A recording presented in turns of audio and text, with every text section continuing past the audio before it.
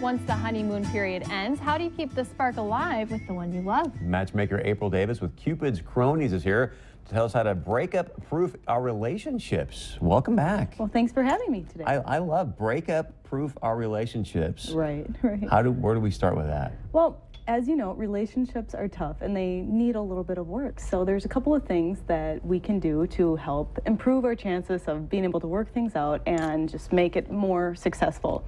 So as you now, one of the first tips that I like to tell people about is just make sure that you have an activity date night scheduled. And I'm not talking about just any date night. We've all heard, yes, you should have a date night, but do something. Maybe it's going ice skating or bowling or just some sort of activity to get you out, not the same old dinner and a movie type thing. And then when you are out on a date, talking about money, job, work, you know, with kids or anything that would cause stress, those are off limits. So try to keep it fun and keep it light. Yeah, I like that idea because sometimes you really do need that mental break with each other and just to have a fun time. Right. Another thing that I always suggest is that people will figure out their personality type, and the way you can do that is by taking a personality quiz. And one of my favorite ones is the Enneagram test, and another classic, of course, is like the love languages. Not only will this help you to learn more about yourself, but also your partner, and then how the two of you work together.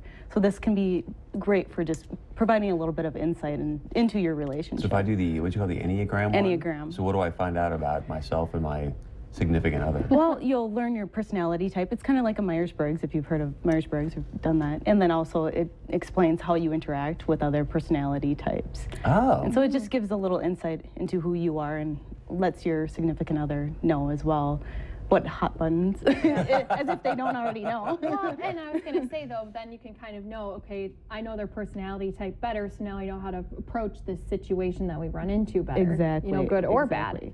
Well, for example, I am a driver. So people know, if anyone would know something about a driver, it's that we're extremely loyal. So if somebody is to do something to my family or my friends, it's game on, wartime, because that's one thing about the people that are drivers, I guess, is that we are extremely loyal and protective of the people that we care. Yeah, I guess so. Sometimes it could be almost to a fault. So does your husband do the Enneagram, and what is he? He is more of an individualist, and they are so he's also like, take my family, I'm fine, I'm an individual. No, it's they can be independent and get things done, but they just look at things differently. I can't remember all the details, but but I do know that we just deal with things differently and can complement each other in different ways and know which buttons to push or which not, of course. Well, another one on the list is plan an official monthly check-in. What do you mean by that? Because that's different than the dates monthly. Right. So sit down, plan a time, maybe you just make some tea, put the kids to bed, and go through a list of and basically an inventory of your relationship. Are you both spending enough time with your friends and family and their friends and family? How about the kids? Are they getting enough attention? Because some months things may be fine, and then the next month you need to just give it a little more attention and take care of it a little bit more. And so you have that inventory to help you to keep track.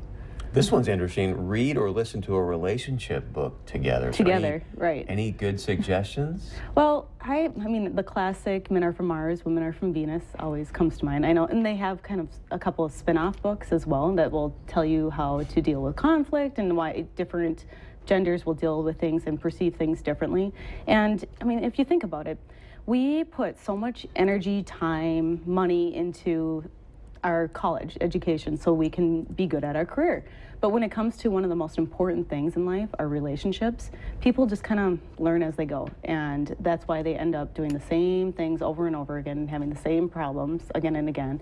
And so if you just put a little bit of time and energy and just reflection and learning about that, you're going to be so much more prepared for the relationship when there are issues that come up. So when you listen to Together, should you say with like, boy, isn't that one true?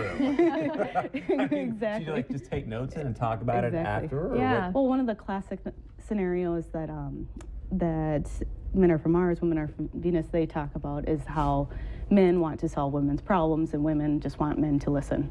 Because I hear people mention all the time, well, women, they just talk. And I'm like, yes, that's actually how we are wired. And if they were to, do a little research and learn a little bit more, they would understand that we're not necessarily looking for you to solve our problems, but that we fact are, yes, we just want you to we just want you to listen. We just need to vent a little bit. But are there some key words, like oh, I understand, is that a key word, or what are some other key words that guys can use to help you feel like, okay, I've been heard?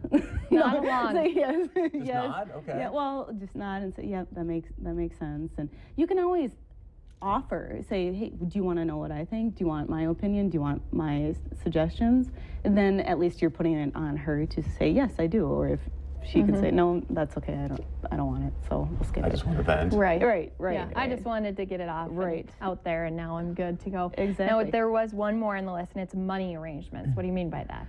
Well, so we, people that are trying to, in a relationship, you have people that sometimes the couples will have two incomes, and they can choose to keep their money separate and then just pay for certain bills together.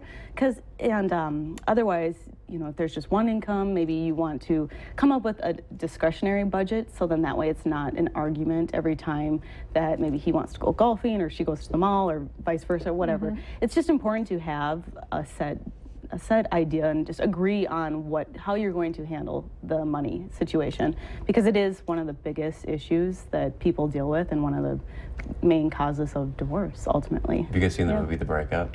I have. See, I thought you were just going to say, just get 12 lemons and problem solved.